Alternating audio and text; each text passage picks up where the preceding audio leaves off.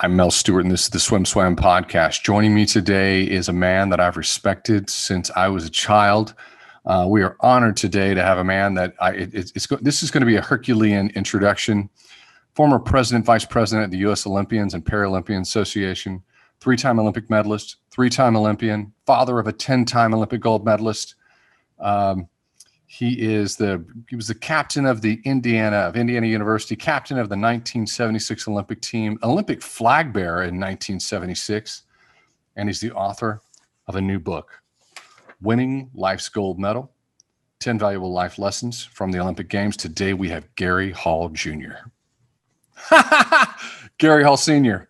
I screwed it up. Do you want to keep it or do you want to start over? No, I get that all the time. So.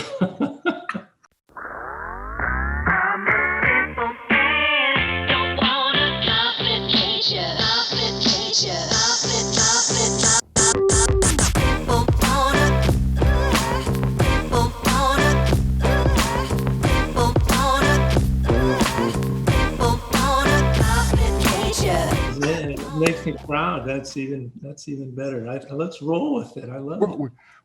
I just flubbed that intro, and we're gonna roll with it because you are a generous man. And so here, let's get into this. I'm gonna be vulnerable, and I'm gonna lay it out there. Every time a peer writes a book, I get the book, I read the book. If it's an Olympic swimmer or Olympic coach, and they kind of fall into certain buckets, and they're not always the greatest books in the world. And so when I get it, it's sort of like, okay, I'm gonna read this out of respect for a peer. And this has happened so many times. That's how I started reading Winning Life's Gold Medal. And I got into it and I went, wow, this book was several things to me. It's a memoir. You provide these life lessons, but you dig in, you're very vulnerable, and you dig in and you share some very personal things, and it just sucks you in, and you're like, wow, your narrative and your storytelling it pulls you in. If you're out there and you're listening to this on the download, guys, you can get this as an ebook right now on Amazon. I'm telling you to hit pause and go there and do it. If you're on Kindle Unlimited, you can grab it there. But definitely go to Amazon and download this ebook. And it's going to be coming out as a hardback here in the next few months. And we're going to talk to Gary Hall Sr. again about it. So, personal book. It has memoir flavor, very personal moments in it that just make it jump off the page. I also felt like I was reading Sun Tzu's Art of Warfare, but there's a kindness and a humility about it that just comes, I think, with age and wisdom and an enormous amount of experience. So before we get into any of the meat of the book, just how did you do this? How long was this book in development? And what got you over the finish line for delivery? Well, it started as I mentioned to you yesterday, it started as a kind of catharsis. I needed a cleansing of my body, which sounds odd because I was 55 years old at the time. I was making this huge left turn in my life, which was unexpected. I mean, life is full of unexpected things. What I didn't want to do, Mel, which I think is really important, and from the get-go, I didn't want this to be a victim book. It's not about that. We're all victims. At some point or another, we all get picked on unfairly. And I had, but I didn't want to turn into, poor pity on me. This is not that. So what do I do now? And it was like, okay, I got it. I had this sort of unfair blow dealt to me that I thought was unfair. And I didn't understand it at the time. I really didn't. But I thought for, at least for my own healing, I needed to start writing, just write it down. And I did that. That was 15 years ago. And I didn't even know what I was going to do with it. And I finished it and I put it up on the shelf and I just said, you know what? I don't really care if anybody ever reads this. It's not important to me. It was important that I wrote it for myself. But, it's not that important for the world.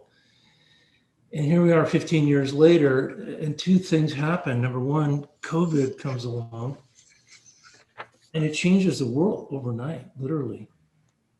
And, I always look for the silver lining, but COVID actually gave me enough time to write two books I never would have written. One, which was The Fundamentals of Fast Swimming, which I wrote with Devin, our head coach. And that was, to me, it was a blessing because I had finally had time to do something like that I wanted to do, but I probably wouldn't have done. And then I finished that, and that was a lot of work, but it was fun. It was really, to me, it was really educational to do that. And that COVID didn't go away. It was supposed to go away, but it didn't. So now I've still got time, and I think, well, you know what? I'm going to take that book off the shelf, blow the dust off of it, and reread it and see if I can. And as I was reading it, I said, you know what? It didn't make sense 15 years ago to spill 55 or 60 years of swimming guts to the world about me or our family or the nuances. But so much had changed in the world, and the world was now so divided.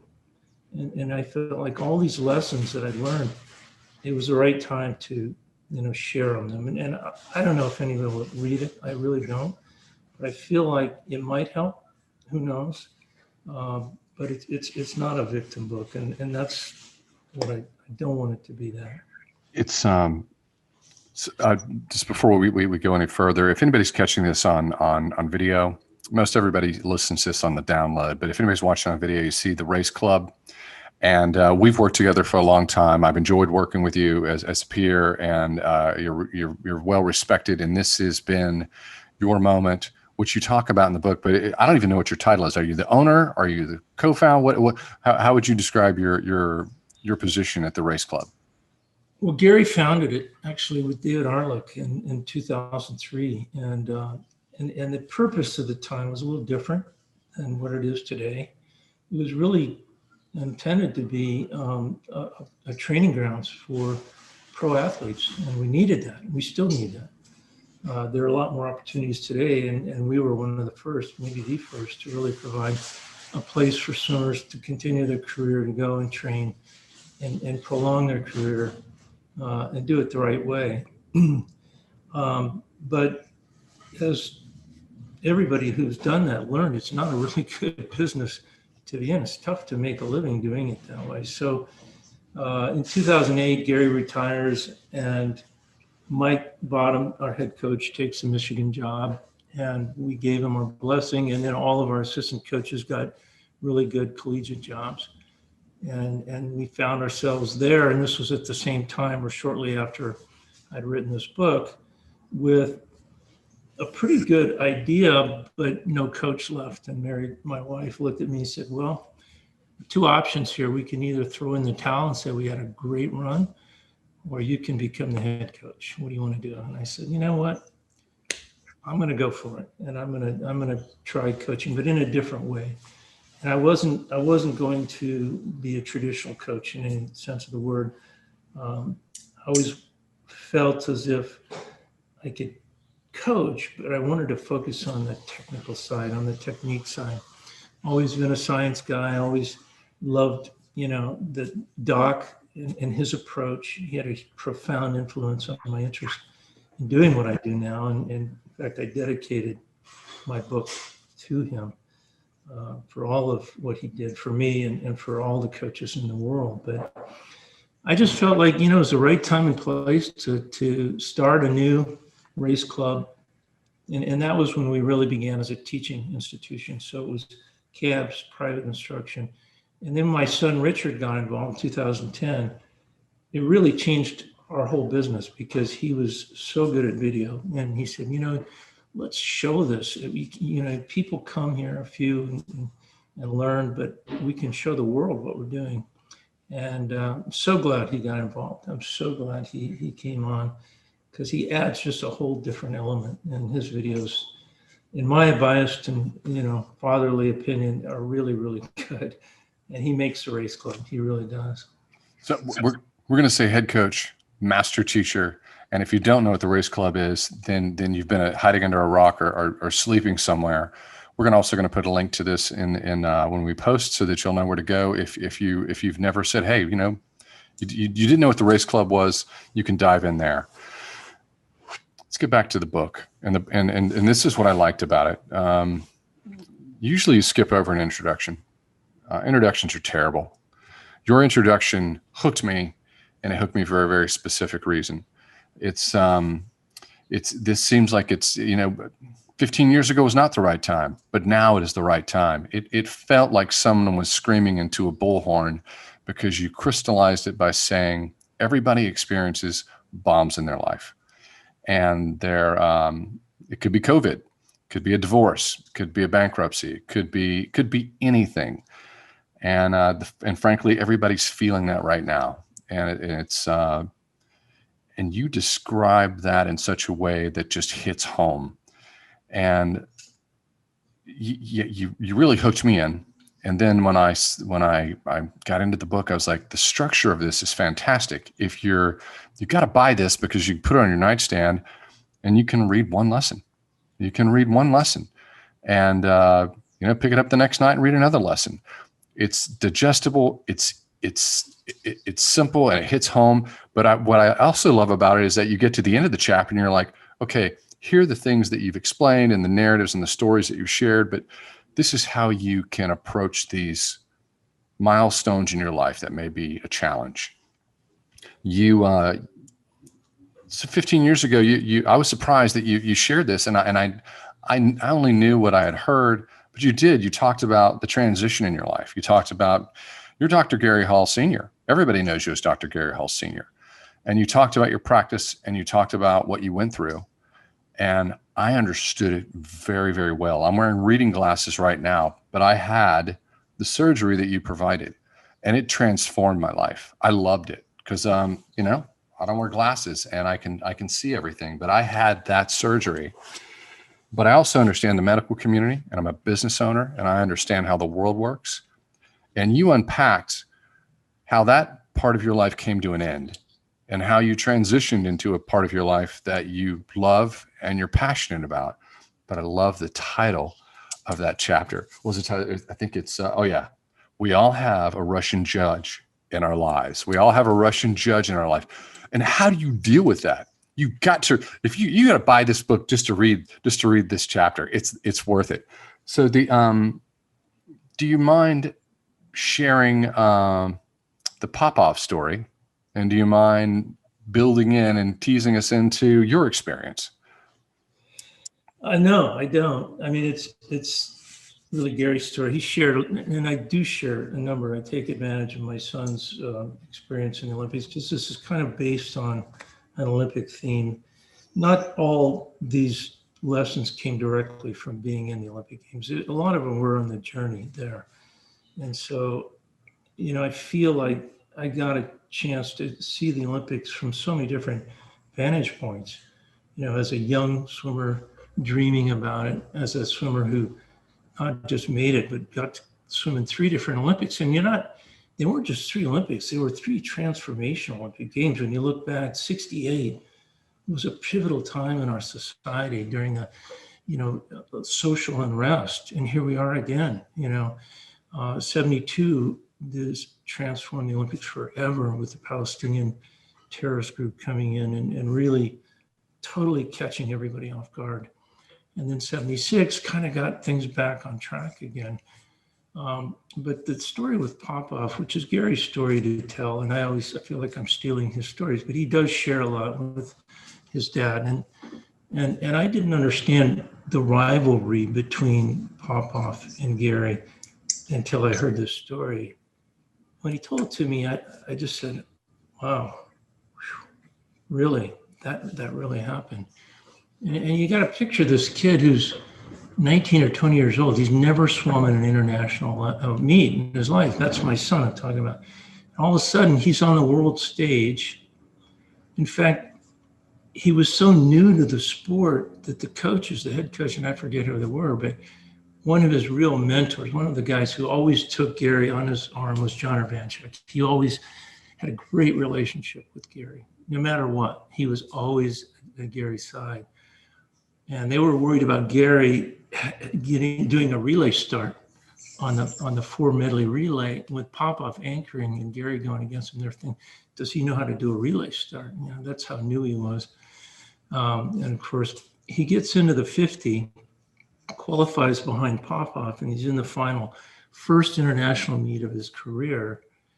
And he walks in the ready room and he sits down, and Popoff just stares him down. And Popoff was notorious. I mean, I didn't really know Popoff, but he was notorious for the mental games that he would play. And he looks across at Gary and he said, "You're a loser." And what? Gary didn't say anything. He just looked at him like, "Did you just say what I thought I heard you say?" And then he said, "Yeah, your dad never won a gold medal. You're just like your dad." And it was like, how do you like a guy like that? You know, it starts off with their relationship. And so when people say, was there really a rivalry between those two? Well, there was no love. And then to this day, in fact, I often listened to a Popoff interview somewhere not long ago that you might have done. I don't remember who did it. I think you did. And he still talks about Gary with 4-letter words. He doesn't. There was just never any love with those two guys. And that's kind of how the relationship started, and it never really got much better. So anyway, that's in the book. But it's in the book. And you here's the thing, you tell a narrative. Here's the thing, you tell a narrative with a writer's skill. This is what I look for. I do with writers all the time.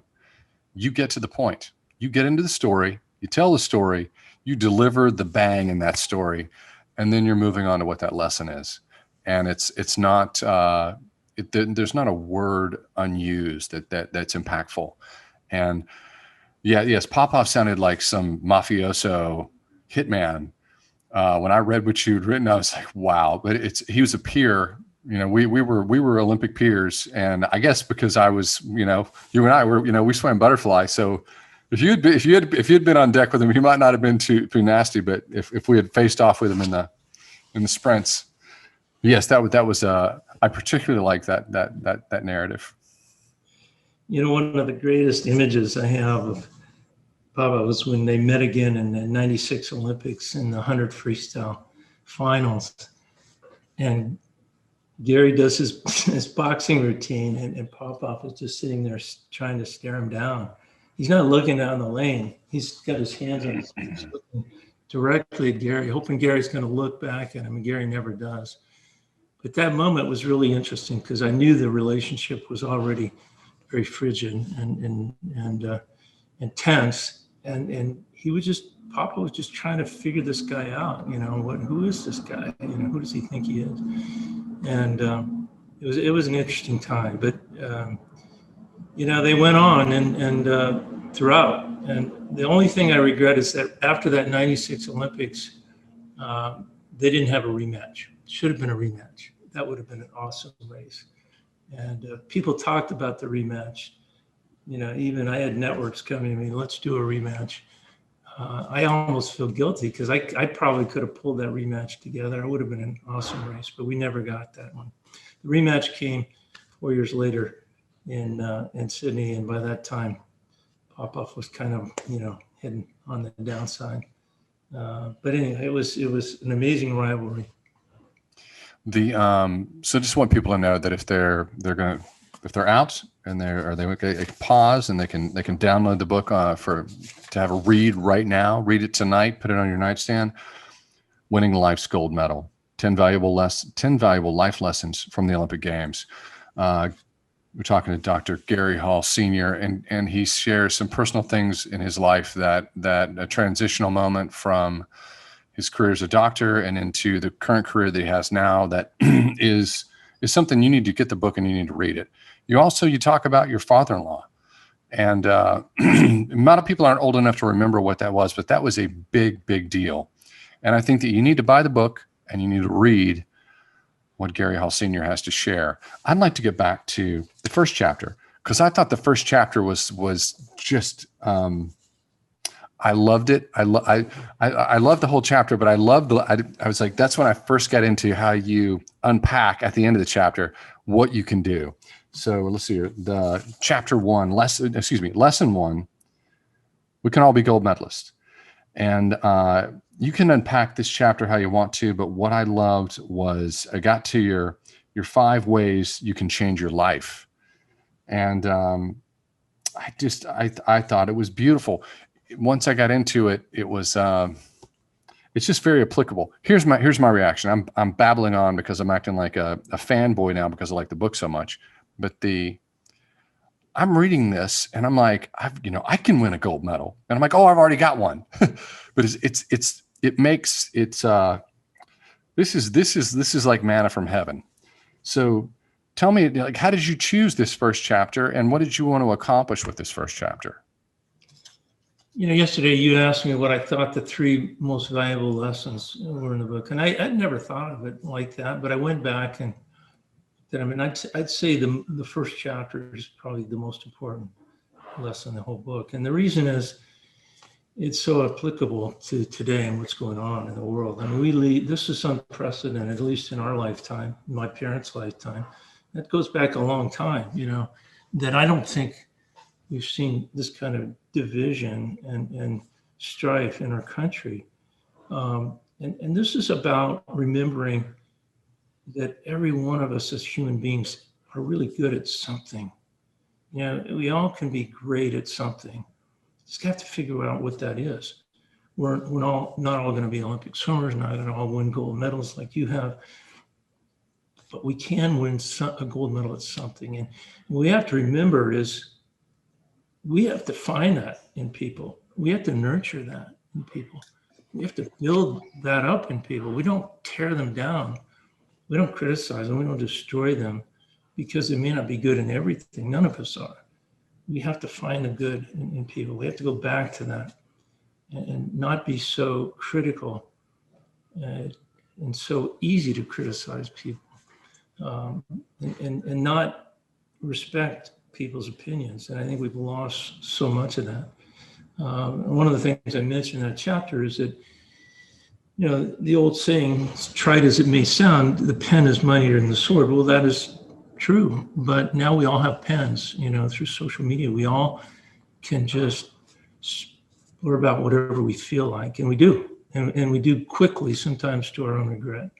So it's just to try to kind of rethink how we respond, whether we agree or disagree to people, and what we do, what our actions do in that respect. And I think that's, and I don't know if it was in that chapter or somewhere in the book, is it really to make America great again, we got to become great Americans first. And to become great. You frame everything through Pierre de Coubertin, the founder of the modern Olympic Games. You frame it through his lens and his mission. And this is one of the things where I always roll over and I'm talking to my wife in bed before we go to sleep at night. And I it's something I'm proud of about the Olympic movement is that it's based on global peace. Mm-hmm. And you detail that and you crystallize him and his mission and why it's applicable and how it's influenced your life. And there's just so many nuggets, like lesson 1, when you do the breakdown, the 5 ways to change your life. Number 3 is something that, you can be a 12-year-old and on TikTok, or you can be 70 years old on Facebook. And number 3 of your 5 ways to change your life is social media. Before you respond, count to 10. And I got to tell you, I'm somebody who has not counted to 10. So it's yes, the improvements are going to happen. This does make you think, and it does make you take stock. It does make you take stock through bombs in your life and the things that you're gonna face, because we all do. I did like. There's so many things that I like about this, but you do get into. I'm bouncing around. Let's go to lesson 2. Life. First of all, everyone says that life's not a sprint, but you say it's both a sprint and a pentathlon. What do you mean by that? It's probably the most complicated chapter, maybe the hardest one to understand, because it's taken me a lifetime to figure it out. But life isn't a throughout. And we start out in our lives kind of in one event. And, you know, people have talked about the concept of balance in life in a lot of different ways. So I put it into the Olympic context here by comparing two different events. One, a sprint. And when we're young, the point I'm trying to make is that we all have the chance to be a sprinter. Where a sprinter, you're focused on, you know, one event, and you just put all your energy and time and effort around that event to be the best you can be, and possibly win a gold medal if you're really, really great at it. But at some point in our lives that changes, and we find we're no longer in the sprint event. We're now in a pentathlon. I use the pentathlon, the modern pentathlon, the heptathlon, the decathlon, all similarly in the sense that those guys that win that event are not the best in any of those 5 or 7 or 10 events. In fact, if you put them in the individual event in any one of those, they wouldn't win. They're good in all of them. They have to be, but they're not great. They're not the best in any one. And if they try to be, they lose the event. They're not great in the overall event. And in life, I make the analogy of the pentathlon using faith, family, profession, community, and health. Those are our 5 events. And at some point, we have to realize that if we try to win a gold medal in any one of those 5, and usually if you find the most common fault, it's profession. We want to win the gold medal in that one. We want to be the best, whatever, architect or publisher or, you know, you name it, doctor, lawyer, businessman. You want to be the best you can be at it. So you try to win the gold medal, and all of a sudden you turn around and realize the other 4 events have been totally neglected in your life. Your health has gone down. You lost your family. You know, there's no faith. You no longer believe in help or asking for help. Your community you haven't even thought about until, because you made a distant promise to give back to them someday, which never happens. And all of a sudden you realize you're doing really poorly in your pentathlon. And so life is like that. You can't necessarily be the best or want to be the best at any of those 5 events. You just want to be good in all of them. And that's kind of, you know, maybe the most chapter 1, the lesson was probably the most timely, but lesson 2 might be the most valuable if people really will pay attention to that. You know, I want to backtrack just to lesson 1, and then I'd like to go to lesson 4. But I just want to backtrack just for a second, because lesson 4 is I was wondering if lesson 4 was your favorite chapter, because it's life is not an individual sport; it's a team sport. I don't want to go there yet. Was it your favorite chapter? It was. They're all kind of my favorites. I liked every lesson I wrote about, and if I didn't like it, I wouldn't have put it in there. But what I loved about that chapter was I got to be part of something that was really unique. And talk about the 2 teams of the 76 Olympics, using them as an analogy of how the human performance goes so far beyond what it individually can achieve by having this amazing team spirit. And we got to see that twice, one on the men's side that performed arguably better than any Olympic team in any sport in history, although pretty hard to compare it against the Miracle on Ice of 1980 was pretty amazing. But similarly, this group of, you know, I guess I would have to say a little bit uncomfortable gathering of swimmers of utmost rivalry between 2 colleges, where again, there was no love between the swimmers of either school, and putting them into one arena and saying, okay, you guys are now a team, seemed like a recipe for not having a very strong united team, but it was just the opposite. We came together and bonded and had this performance that really, you know, went way beyond, I think, what we were individually capable of doing. And then we saw that similar thing happen on the women's side simultaneously, but really very independently, because it was a very segregated women's and men's team at that time.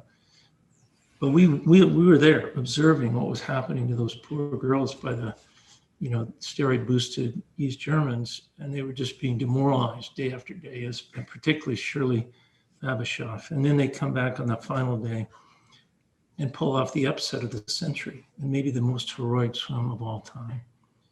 And what brought that happen, to bring that to happen, was simply they decided mentally they weren't going to get beat. They just said, we're not losing this race, period.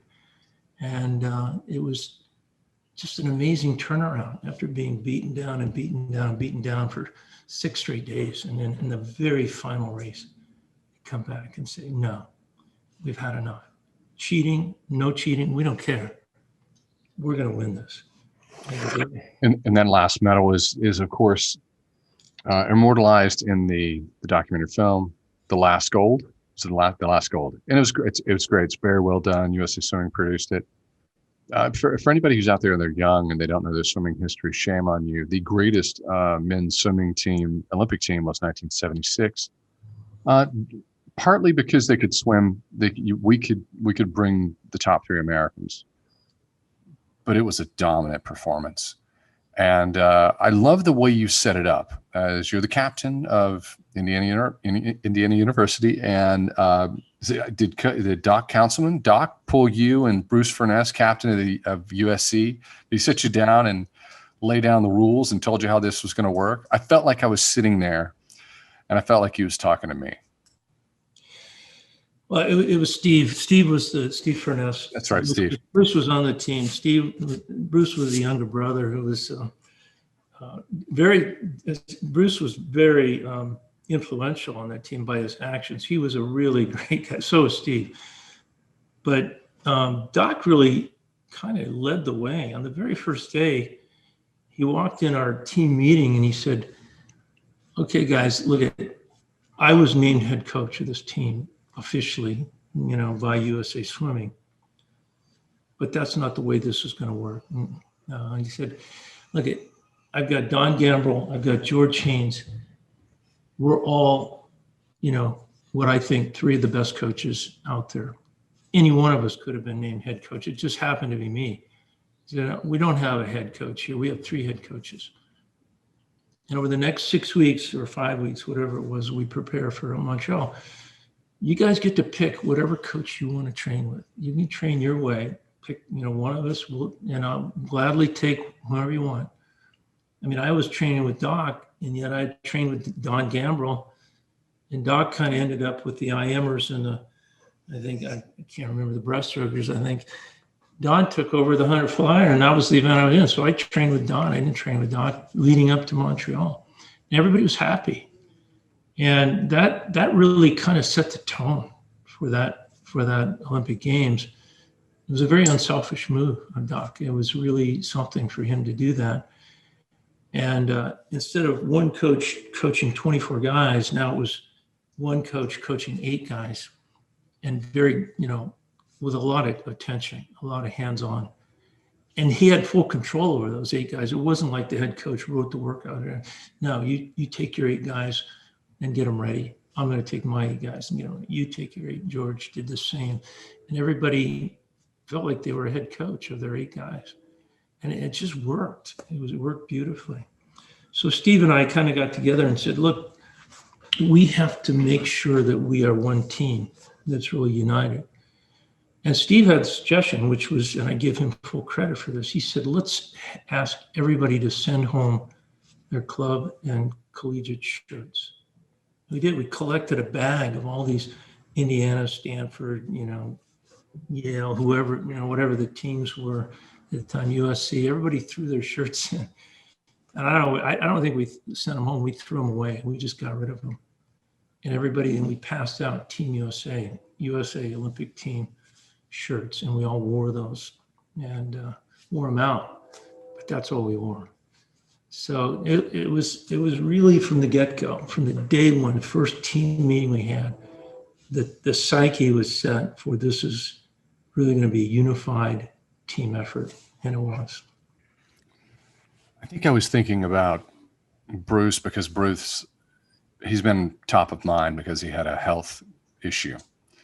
And but interesting side note is that Steve has, aside from being this pivotal figure in Olympic history, I reached out to him when we were launching SwimSwam, and he mentored us because he has a lot of experience in business and in aquatics and an aquatic business with a big swimwear brand that is now a big brand today. But what I like most about these guys now is that, we would have our alumni get-togethers, and it was great. It seems like every time we ever got together, they would start giving each other a hard time in front of everyone.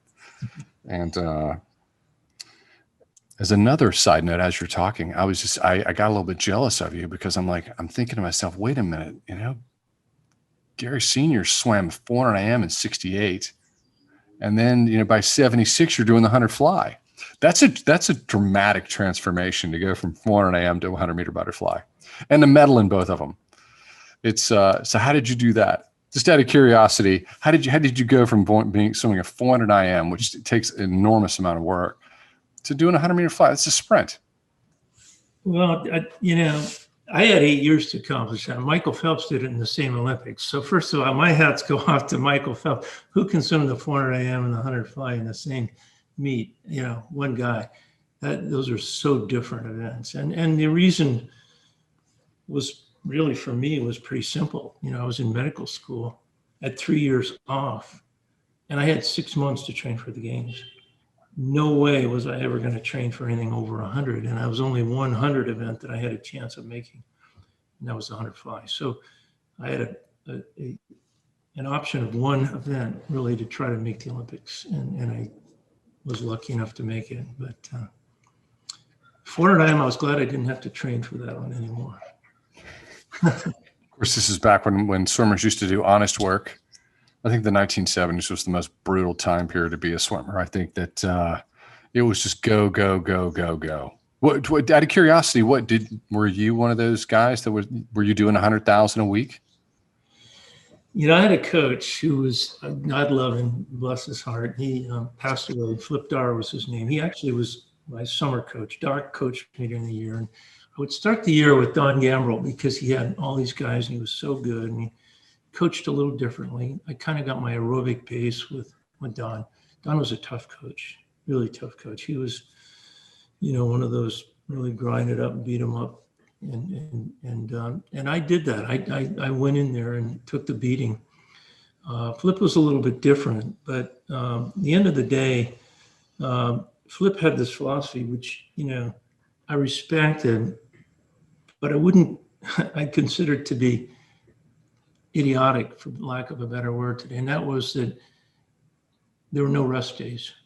So I had 14 practices a week, 2 a day, even on Sunday. And his philosophy was, if you miss, he used to have a saying, you can't eat 2 Sunday dinners, right? So if you miss a practice, you can't make up for it on the next one. But that was kind of the naive philosophy. The harder you work, the faster you're going to go. And unfortunately, none of those coaches really knew how to coach sprinters in those days. That came later.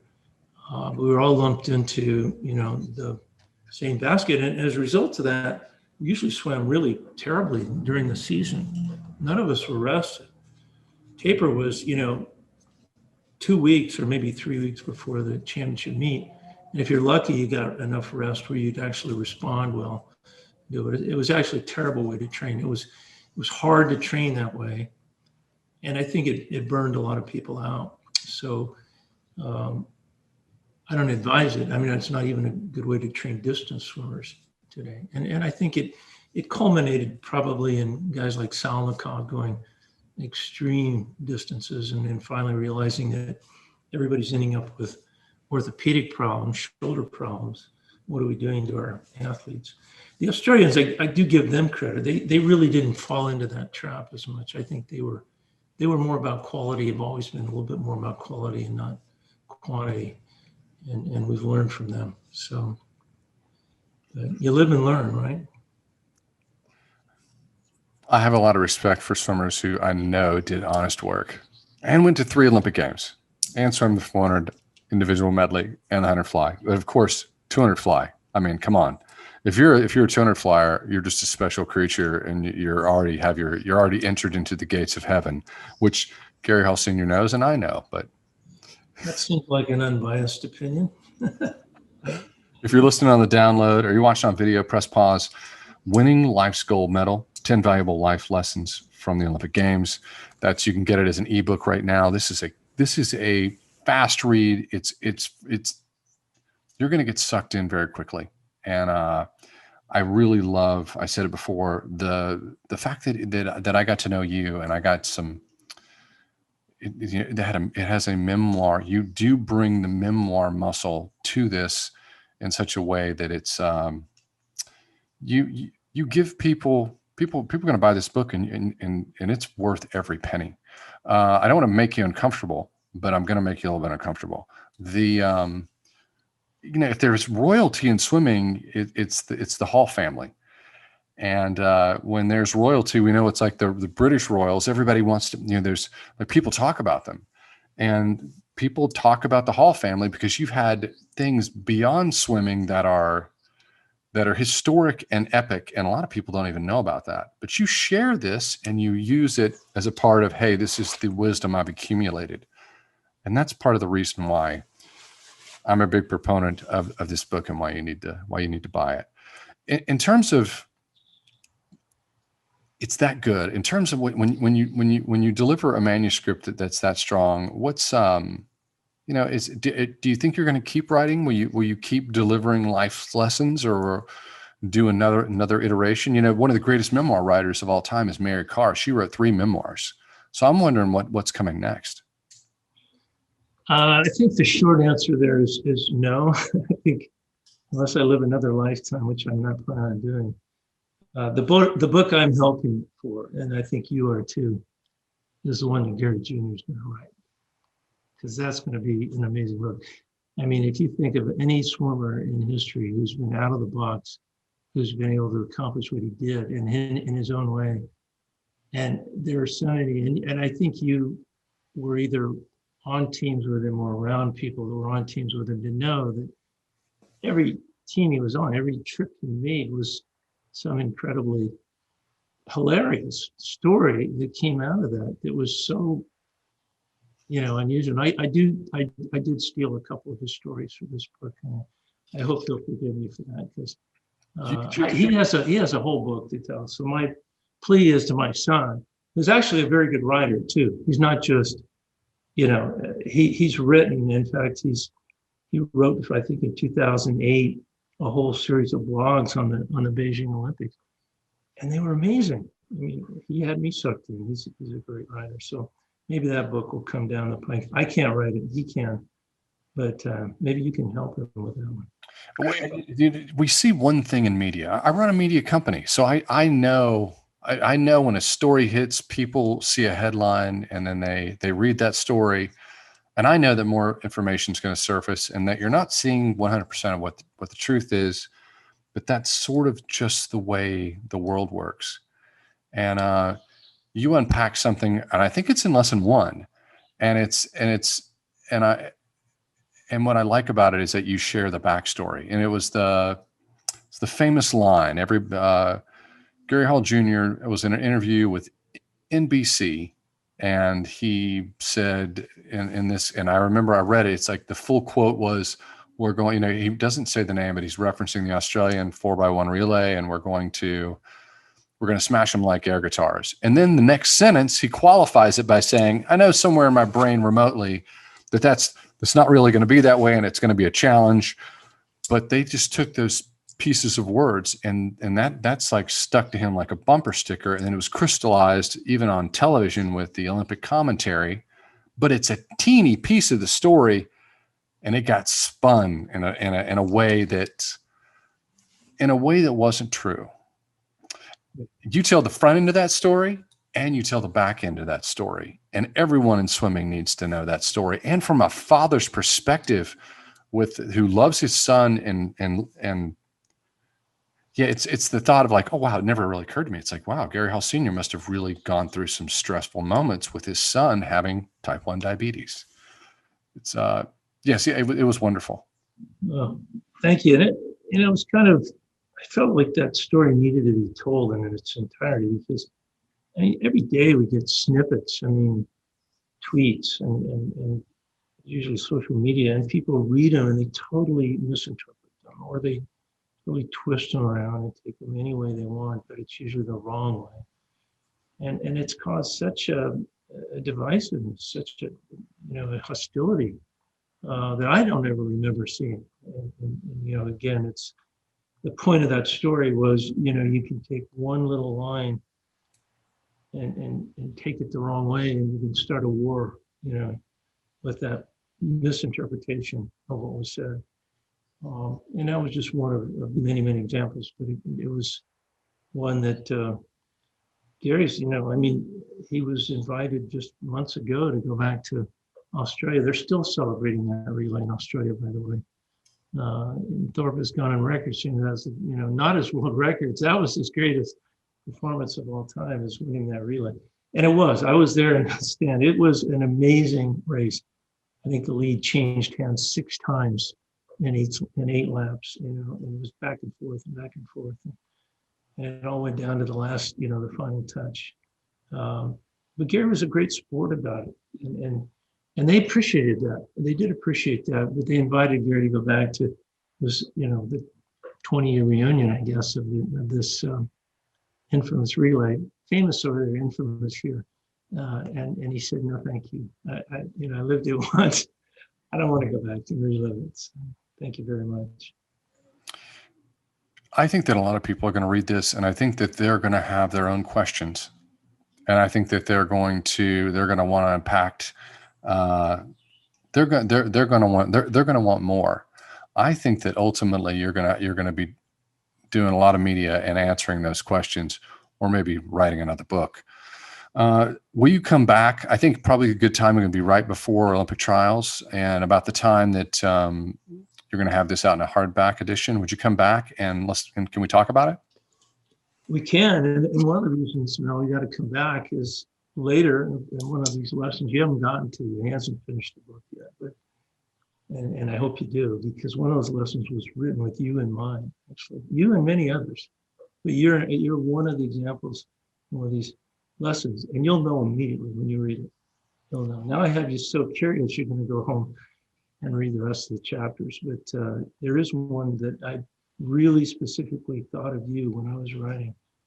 And you're not alone, nor am I, or a lot of other athletes that have been to the Olympic Games. So you'll find that one pretty interesting, I think. But yeah, I'm happy to come back. I will put it out in print at some point. But right now it's just an ebook form, and had a lot of fun. I mean, it was, and I want to thank Mary, my wife, because she was the one that really encouraged me to do all this and get it out there. But and she also was the one that told me, because I didn't do this originally, at the end of each chapter, I kind of put it into digestible. Here's what I'm really saying. Here's what I recommend, or here's the real interpretation of what I just told you. Speaking Olympic parables, I guess, right?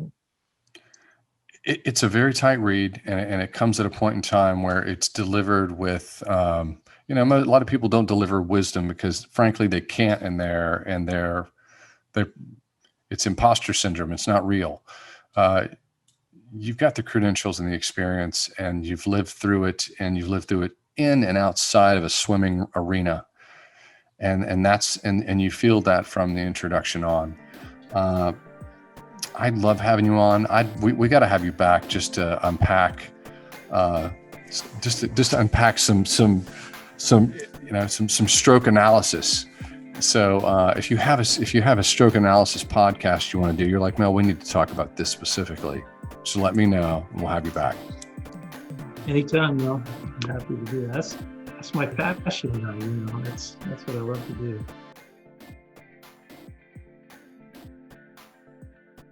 You've been listening to the SwimSwam podcast. Stay tuned for new episodes every week. You can take SwimSwam podcast on the go by subscribing on your favorite podcast platform. Look for links in the description below, and be sure to subscribe to our YouTube channel for more videos as well.